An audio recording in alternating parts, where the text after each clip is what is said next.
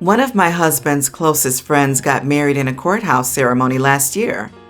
They debated postponing their entire ceremony, but decided to just do a courthouse wedding to save money. They threw a smallish reception-like party in their backyard to celebrate with friends and family instead. Since they also both had to cancel their bachelor and bachelorette parties, they decided to use some of the money they saved from the wedding to go on trips with their friends. My husband's friend decided he wanted to go to Vegas. He sent out an email to everyone invited, detailing the trip. His friend would book and pay for an entire villa suite, so the only thing the attendees would have to pay for would be airfare and spending cash. When my husband told me about it, he was so excited, as he's never been to Vegas, and this seemed like the perfect trip, since his friend was covering a huge expense. However, we have 2 young kids at home, a toddler and a 6-week newborn. The trip is in 6 weeks, and my husband's friend wants for sure answers on who is going by the end of this week, so we can finalize reservations. I told my husband I didn't want him to go, because I need his help at home. He pretty much begged me, but I did not give in. I do not think I can handle the needs of both kids by myself. Neither of us has family nearby, and I'm pretty much estranged from all my family anyway. The only real option we have for help is his mom, and she lives 3,000 miles away. He offered to pay for her to come stay to help, but I told him we can't afford it, which he should know. I was also upset that he thought we had the money to pay for this at all. We have 2 kids. We shouldn't be spending our money on gambling party trips. I pretty much put my foot down and told my husband he can't go, and that there is nothing he can do to convince me that he should, or that it's even an idea worth entertaining.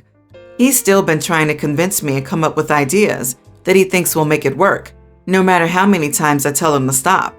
I finally snapped at him and told him to drop it because he's not going, and there's nothing he can do to convince me otherwise. I told him his priority needs to be his family right now, not going off with friends to blow money on drinks and gambling. He called me a controlling jerk and that I'm depriving him of a once-in-a-lifetime trip.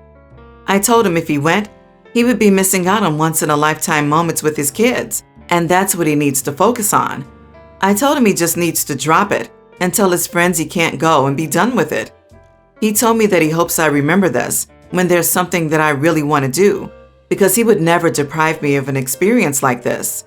He did finally tell his friend that he can't go, but now he's barely talking to me, and pretty much only about things related to the kids. I can't even understand why he thought going would be a good idea. But am I the idiot here? You are the idiot. It sounds like you're dictating terms, not discussing them. No wonder he's barely speaking to you. What's the point of dialogue with someone whose mind is already made up about everything? If your partner is attempting to compromise where you aren't being financially hurt, and he's able to find you help with the kids, then you're not being a partner. Instead, you're being a dictator, saying what you say goes. Not the idiot. How can one person single-handedly take care of 2 children, one who is not even 4 months, and the other under 3? These ages in children are very needy, especially when they have no other actual help, since they cannot afford for OP's mother-in-law to come help. I understand that the trip is only 3 days, but even 1 day can be too much to handle 2 children that young by yourself. OP and their husband are a team, and he needs to understand that. OP, try having a sit-down with him where you let him know how difficult it would be for you to do it on your own, and how you can't have any help because you do not have the funds for it. You are the idiot. You are his wife, not his mom. You are forbidding him. You expect him to stop living, stop spending time with his friends and focus only on his family? The issue is not that you prefer he not go, but that you aren't even talking to him about it or looking at ways to make it work. You are dismissing his feelings. That is what he will hold on to.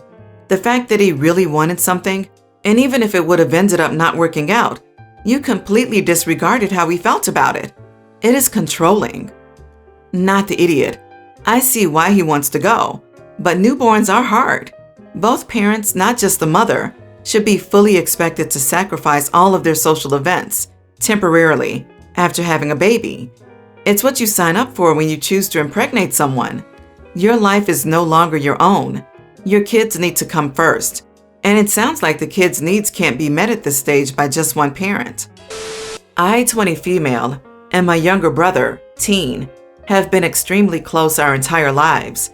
Even after recently moving out to attend university, we've always had opposite styles, and he's the sun to my moon. My brother and I always enjoy matching our clothes. He always loved wearing flashy clothes, and I even lent him some of mine on many occasions, since he likes to present more femininely. My parents have never had a problem with this, as they've always encouraged us to be the best version of ourselves we can be, no matter what. They've always loved and accepted us. So I decided to invite my boyfriend, 22, to a family dinner. He comes from a conservative background, not at all like us. I asked my parents and brother if it was okay to invite him, and they all agreed, as they wanted to meet him. When it came to the dinner, my boyfriend instantly gave my brother a weird look when saying hey, since he was dressed in some of the old clothes I had given him, but was cordial to my parents. We began dinner shortly after, and that's when things got bad. Things were fine for about the first 20 minutes, and he was getting along great with my parents, while he and my brother did some light-hearted banter back and forth. But then my boyfriend asked my brother, "Why do you dress like that?" My brother asked what he meant, and he said, "Like a girl." My brother is used to this and just shrugged and said it was what he liked. Then he scoffed and asked if he thought he was a girl or something. He raised an eyebrow and just said that that's how he wanted to dress. My brother can hold his own. He's sweet, but doesn't let anyone push him around. And I was going to talk to my boyfriend after dinner to let him know not to do that. However, I know my brother is much more sensitive than he lets on, so I glanced at him to silently ask if he was okay. He nodded slightly, returning to his food. Boyfriend decided to remark on how he was cutting his food and asked, "Why is the pantsy acting so gay?" My brother visibly paled, stuttered out a "what?" and my mother glared at him and said, "That language is not acceptable in this house." I agreed and was getting visibly bothered since I am very protective of my brother. He then started mocking him, calling him a slur, and asking if he had a boyfriend. He stood up, visibly on the verge of tears, and said that yes, he does, and he's not going to let someone he doesn't even know make him feel horrible for being who he is. After that, he took off crying. My dad asked him to leave. I did too. Here's where I think I might be the idiot. I stood up and yelled at him to get the heck out of our house, that I was ashamed I was ever seen with someone so vile. I stomped over to the kitchen, pointed and said, "Back door is that way. See yourself out." He called me a witch and said that I had no right to disrespect him for pointing out the obvious, and repeated that he had better leave right now and that I never wanted to see him again. Am I the idiot for losing my cool on my ex-boyfriend? Not the idiot, OP, and I want you to think about something. You have now demonstrated to your little brother, whom you love, that you will eject from your life anyone who disrespects him for who he is and who he loves, like you're firing trash from a cannon into an open sewer where it belongs. There isn't a much better way to prove that you have his back no matter what. Your parents are also awesome. Might get crap for this, but you are the idiot. I know you said your brother could handle their own, but he's still a child. Your partner was, I imagine, the same age as you, if not older. That's a grown man harassing a child. You are the idiot for not speaking up sooner. The minute your ex said anything about your brother and their look, it should have been, "Can I speak to you outside?" Me, 20 female, and my boyfriend, 21 male, have been together for 3 years now. His family invited us to go on a mini vacation with them, but asked me to leave my medical alert dog at home. I was shocked they asked such a thing, because his mom is a nurse. I explained that my dog is my medical alert dog for my server food and allergies, PTSD, and blood sugar issues that can cause fainting spells. And they still said that they don't want him there because he's a big dog. He's a German Shepherd/Wolf hybrid, and so he is very big. But he is also a big baby and wants all the cuddles and kisses in the world. He wouldn't harm a fly. My boyfriend said he would talk to them about the decision, and then ended up siding with them. He told me since it would just be for a few days, I could find a puppy sitter for the time we are away, and that since his mom is a nurse, she could help if anything were to happen. I told him no, because he just doesn't tell me when things are happening. He warns me before they happen, so I am safe, i.e. blood sugar about to drop, stressful situations, and food allergy in the meal that I can't see, and that no nurse would be able to do that for me. Now, my boyfriend told me just to stay home, since my dog is more important to me than spending time with him, and his family is not talking to me. Am I the idiot? I guess I could have just gotten a puppy sitter. Not the idiot. This is like asking you to leave a wheelchair or a hearing aid at home because it makes other people uncomfortable. If your boyfriend and his family can't wrap their heads around that concept, you need a new boyfriend. If you have a serious health condition, don't waste your time with people who won't take it seriously. Not the idiot. The dog is a medical necessity. You can't function properly without him. Their presumptuous assumption that you'll be able to go on a trip without him is flat out smug. They don't have the medical certificate to assure you that it's fine and that you'll remain unscathed. If you were prescribed a dog, it has a reason. OP, you could literally die and he's like, but what about me? Makes that fool your ex. And what is up with the nurse mom having such a savior complex? There are red flags all over those people. I wouldn't even feel safe around them or trust to eat any of their food. That's way too suspicious of them to demand your medical alert dog not be present. I separated from my husband about 3 years ago. He moved abroad and I stayed in our marital home. 3 years is a long time. I never thought we would reconcile, so I redecorated his office and turned it into a library for myself after the first year. We started talking again in the last 7 months and decided to reconcile. However, he moved back home this week and he was upset I had taken over his office without warning him since he needed it more than I needed a library. He's especially upset since there were other rooms in the house that I could have used, but I picked this office because it had a perfect view and layout. I never thought he would come back anyway, so it wasn't like I ever thought he would need it again. He thinks I was trying to erase him from the house, and I could have told him before I did it, since it was still his house, despite us living separately. My husband wants his office back and wants me to take another room as a library, but I feel like it would be easier for him to just pick another room and start fresh. The reason he wants the office back is that it's in the perfect location for him not to be disturbed, or for the noises from the rest of the house to be heard from inside. And he had this room specifically designed to be his office when we first moved in. He's upset with me because I don't want to move my library to a different room. Am I the idiot? He expected you to have his office ready for him for 3 years?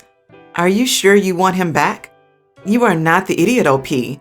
Honestly, if he said that to me, I would have grabbed his already packed bags and tossed them right back out the door. Everyone's the idiot here. Don't remarry your ex. I used to work with a guy who, at the time, had been married 5 times but only to 2 different women. Before I left the company, he was working on getting back with his first, third, and fifth wife again.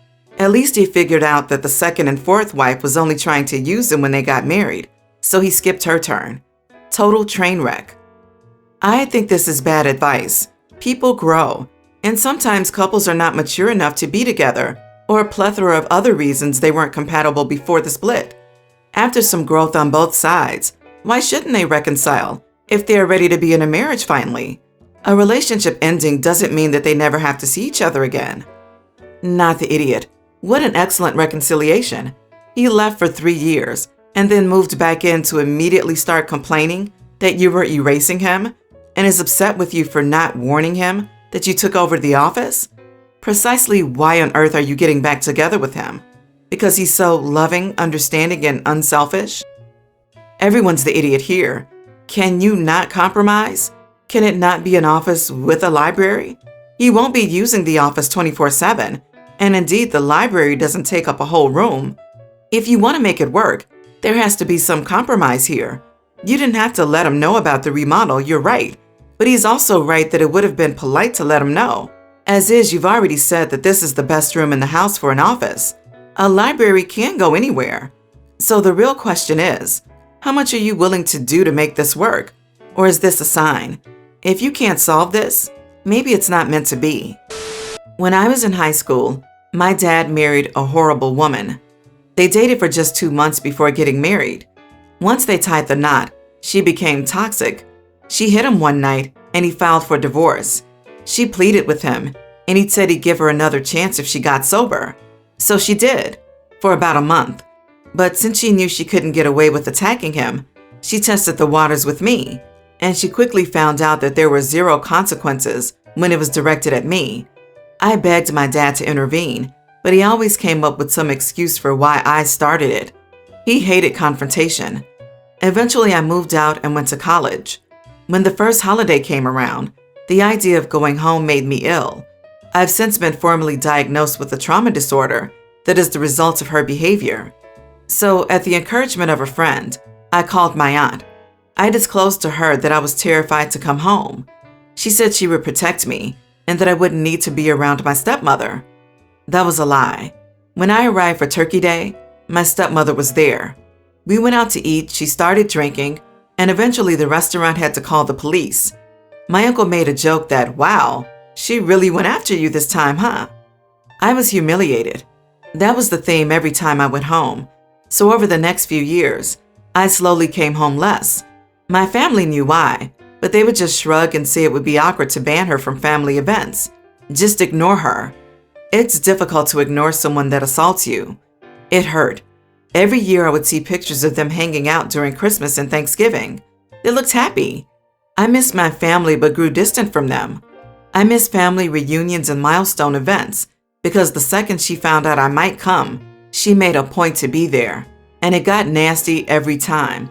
So I just stopped altogether. Well, fast forward to a month ago, and my dad died. I went home, and as expected, my stepmother got drunk and tried to start a fight with me. I left shortly after the funeral. Last week, I received a phone call from my aunt. She was asking about my plans for the holidays, since she wanted to make sure she had enough food on hand. She added that she assumed I'd finally be there, since stepmom was out of the picture. She even added that the family was excited that they'd now get to see me more often. I was almost insulted. I told her that no, I don't plan on coming home.